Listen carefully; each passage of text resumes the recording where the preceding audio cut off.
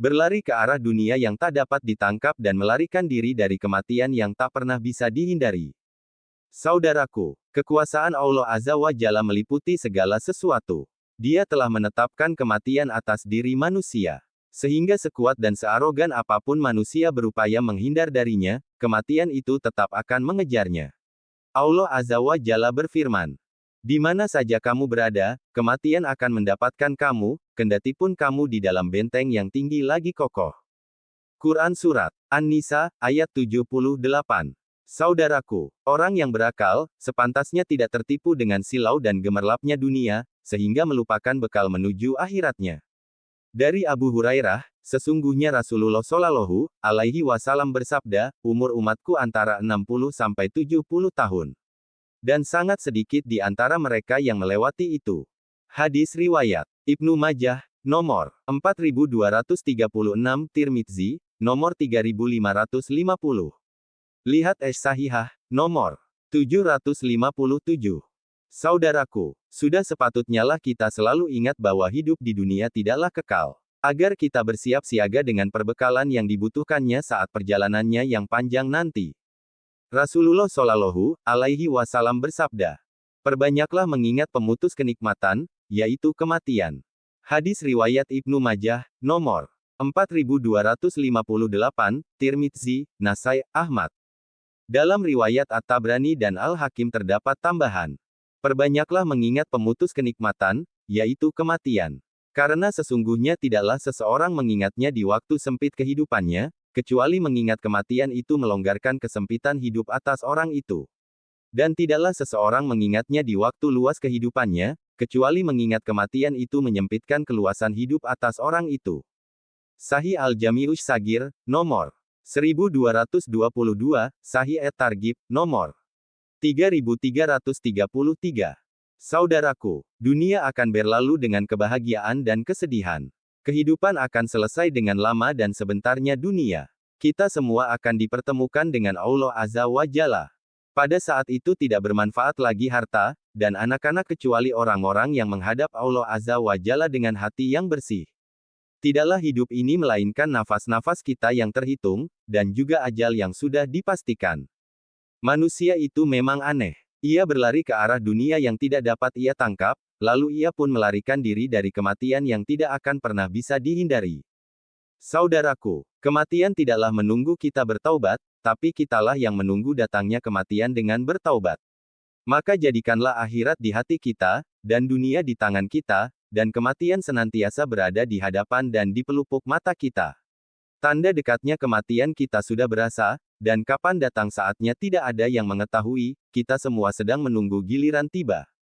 Saudaraku, orang yang banyak mengingat kematian dan mempersiapkannya dengan iman yang sahih, benar, tauhid yang halis, murni, amal yang solih, sesuai dengan tuntunan, dengan landasan niat yang ikhlas, itulah orang-orang yang paling berakal. Dari Ibnu Umar, dia berkata, aku bersama Rasulullah Shallallahu Alaihi Wasallam, lalu seorang laki-laki Ansar datang kepada beliau, kemudian mengucapkan salam kepada Nabi Shallallahu Alaihi Wasallam, lalu dia bertanya, wahai Rasulullah, manakah di antara kaum mukminin yang paling utama?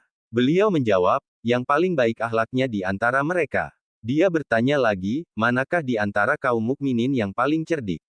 Beliau menjawab, yang paling banyak mengingat kematian di antara mereka, dan yang paling bagus persiapannya setelah kematian. Mereka itu orang-orang yang cerdik. Hadis riwayat Ibnu Majah, nomor 4259. Hadits Hasan. Lihat Sahihah, nomor 1384. Saudaraku, marilah kita renungkan sabda Nabi Shallallahu Alaihi Wasallam yang mulia. Mayit akan diikuti oleh 3 perkara, menuju kuburnya, 2 akan kembali, 1 akan tetap.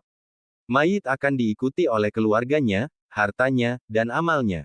Keluarganya dan hartanya akan kembali, sedangkan amalnya akan tetap.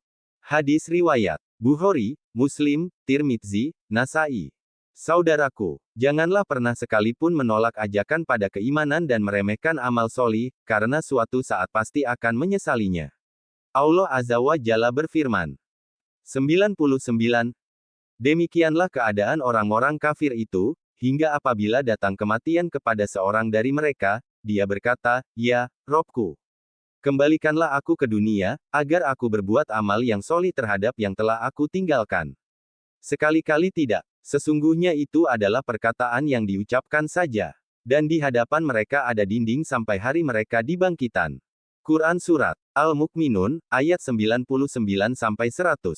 Saudaraku, orang yang berakal akan mengutamakan urusan akhirat yang pasti datang, dan mengalahkan urusan dunia yang pasti ditinggalkan.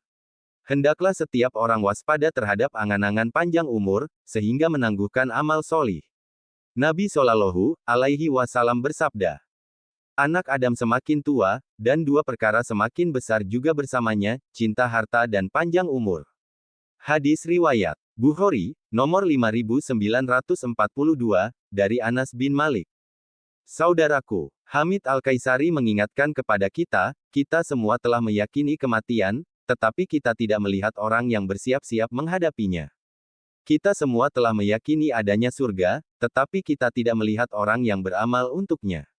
Kita semua telah meyakini adanya neraka, tetapi kita tidak melihat orang yang takut terhadapnya. Maka terhadap apa kamu bergembira? Kemungkinan apakah yang kamu nantikan? Kematian. Itulah perkara pertama kali yang akan datang kepadamu dengan membawa kebaikan atau keburukan. Wahai saudara-saudaraku, berjalanlah menghadap penguasamu Allah dengan perjalanan yang bagus. Mukhtasar Minhajul Qohidin, halaman 483, Tahqiq, Syekh Ali bin Hasan Al-Halabi. Semoga Allah Azza wa Jalla mengaruniakan hidayahnya kepada kita, sehingga kita tetap istiqomah senantiasa mengingat kematian sebagai akhir kehidupan kita di dunia dan kita persiapkan bekal amal terbaik di akhirat untuk meraih ridhanya. Amin ya Rabb. Wallahu alam bisawab.